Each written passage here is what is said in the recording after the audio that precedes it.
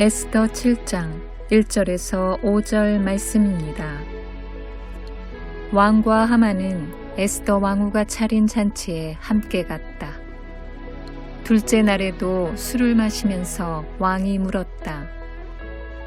에스더 왕후, 당신의 간청이 무엇이오? 내가 다 들어주겠소. 당신의 소청이 무엇이오? 나라의 절반이라도 떼어주겠소. 에스더 왕후가 대답하였다. 임금님, 내가 임금님께 은혜를 입었고 임금님께서 나를 어여삐 여기시면 나의 목숨을 살려주십시오. 이것이 나의 간청입니다. 나의 결례를 살려주십시오. 이것이 나의 소청입니다. 나와 내 결례가 팔려서 망하게 되었습니다. 사륙당하게 되었습니다. 다 죽게 되었습니다. 우리가 남종이나 여종으로 팔려가기만 하여도 내가 이런 말씀을 드리지 않을 것입니다. 그만한 일로 임금님께 걱정을 끼쳐드리지는 않을 것입니다. 아하수에로 왕이 에스더 왕후에게 물었다. 그 자가 누구요? 감히 그런 일을 하려고 마음을 먹고 있는 자가 어디에 있는 누구인지 밝히시오.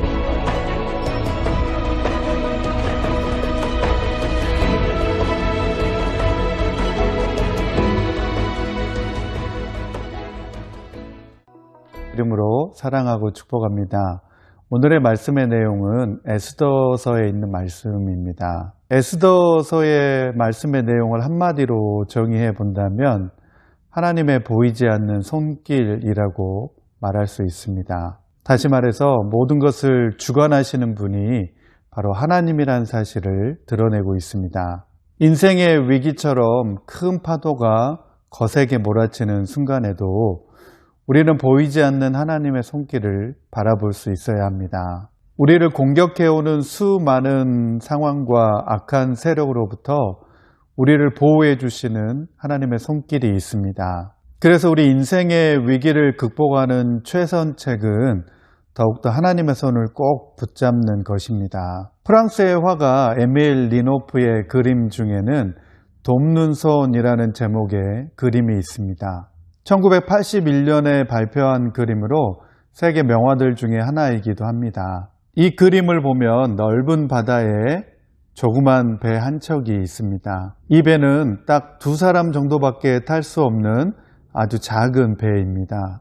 그 배 위에는 늙은 어부가 한쪽에 앉아서 노를 젓고 있고 맞은편에는 손녀처럼 보이는 어린 소녀가 할아버지 손 위에 손을 얹고 노를 젓고 있는 그림입니다. 소녀는 나름대로 기쁜 마음으로 웃으면서 노를 젓고 있습니다. 어린 소녀가 노를 젓는 것 같지만 사실은 어디까지나 할아버지 손등 위에다가 손을 얹어서 노를 휘젓고 있을 뿐입니다. 이것이 인생입니다. 사실 내가 뭘 하고 있는 것처럼 요란을 떨고 있지만 결국은 큰 손이 노를 젓고 있는 것입니다. 그리고 거기에 나는 따라가고 있을 뿐입니다.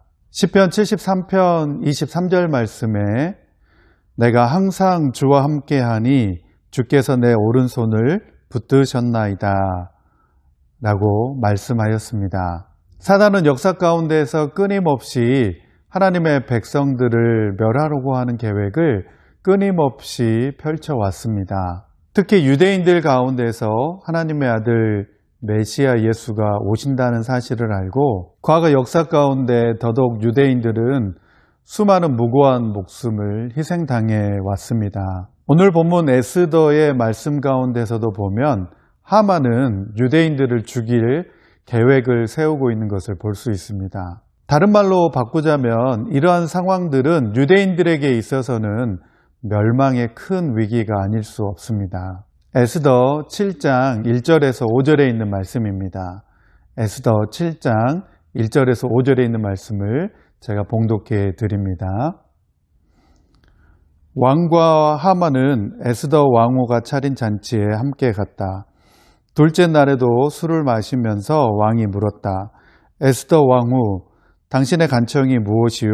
내가 다 들어주겠소. 당신의 소청이 무엇이요? 나라의 절반이라도 떼어주겠소. 에스더 왕후가 대답하였다. 임금님, 내가 임금님께 은혜를 입고 임금님께서 나를 어여삐 여기시면 나의 목숨을 살려주십시오. 이것이 나의 간청입니다. 나의 결례를 살려주십시오. 이것이 나의 소청입니다. 나와 내 결례가 팔려서 망하게 되었습니다. 살육당하게 되었습니다. 다 죽게 되었습니다. 우리가 남종이나 여종으로 팔려가기만 하여도 내가 이런 말씀을 드리지 않을 것입니다. 그만한 일로 임금님께 걱정을 끼쳐드리지는 않을 것입니다. 아하수에로 왕이 에스더 왕후에게 물었다. 그 자가 누구요? 감히 그런 일을 하려고 마음을 먹고 있는 자가 어디에 있는 누구인지 밝히시오. 하만은 모르드게를 비롯한 유다인들을 해치려고 하는 계획과 모략을 세웠습니다. 이러한 하만의 계획으로 말미암아서 유다인들은 큰 멸망의 위기를 앞두고 있는 것입니다. 왕과 하만이 참석한 에스더의 두 번째 잔치가 벌어지고 왕은 지난번 잔치에서 답을 듣지 못한 질문을 다시 하게 됩니다. 그리고 나라의 절반이라도 기꺼이 주겠다는 약속을 반복합니다. 이것은 에스더가 가지고 있는 권력이 얼마나 확고한 것인지를 이러한 왕의 약속에서 보여주고 있습니다. 여기서 에스더는 자신의 생명과 민족의 생명을 구해달라고 왕에게 담대히 요구합니다. 사실 에스더는 왕으로서 하만의 유대인 말살 정책에서 제외될 수도 있었지만 그녀는 내 생명과 내 민족의 생명을 같은 자리에 두면서 유다인을 죽이는 것은 곧 자신을 죽이는 것과 마찬가지라고 말을 했습니다.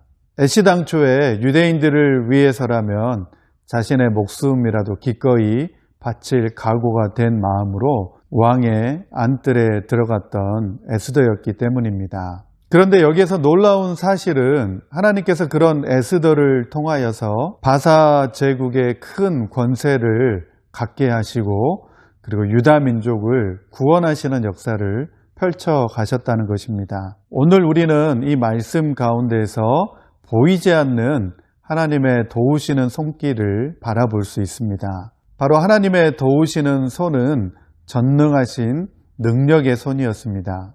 그 손으로 우리를 구원하시고 보호하여 주신다는 사실을 믿어야겠습니다. 하나님의 강한 손은 지금도 여러분을 이끌며 보호하고 있습니다. 보이지 않는 하나님의 손길을 다른 말로는 하나님의 섭리라고 말할 수 있습니다. 하나님의 섭리는 주로 세 가지 요소가 개입됩니다. 그 첫 번째는 보존의 요소입니다. 다시 말해서 하나님께서는 모든 피조물을 그의 뜻과 목적에 부합하도록 끊임없이 유지해 가십니다. 그러므로 사도 바울은 아덴 사람들에게 이렇게 말했습니다. 우리가 그를 힘입어 살며 기동하며 존재하느니라.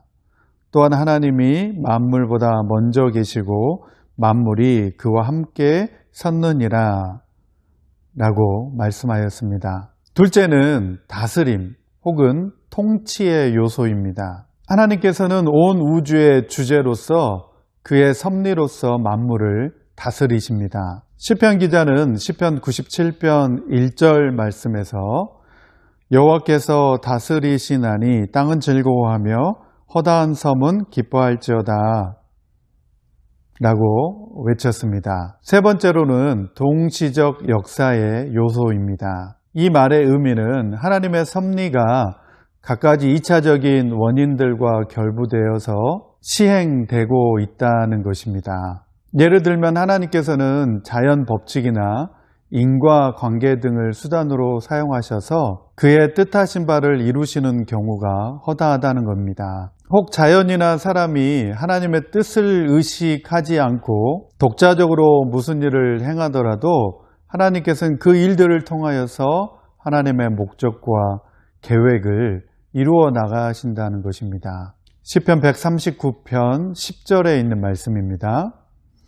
곧 거기서도 주의 손이 나를 인도하시며 주의 오른손이 나를 붙드시리이다. 여러분, 우리는 살아가면서 내 삶 가운데 미치는 하나님의 손길을 경험할 수 있어야 합니다. 그리고 우리의 삶 가운데에서 모든 것을 다스리시고 주관하시는 하나님의 손길을 기대하고 소망을 품어야 합니다. 또한 내 개인과 가정뿐만 아니라 우리가 살아가고 있는 사회와 나라와 민족 가운데 하나님의 보이지 않는 손길을 통하여서 하나님의 계획과 목적이 이루어질 수 있도록 해달라고 우리는 기도해야 될 것입니다. 함께 기도드립니다. 하나님 아버지, 감사합니다. 저희가 처하고 싶지 않은 상황에 놓일지라도 그 상황을 다스리시고 주관하시는 하나님의 놀라운 손길을 바라보고 믿을 수 있도록 하여 주옵소서. 하나님께서 구하시는 것을 저희가 찾게 하여 주시고 하나님의 목적을 성취하기 위한 도구로 우리를 사용하여 주옵소서. 이 모든 말씀을 예수님의 이름으로 기도드립니다. 아멘.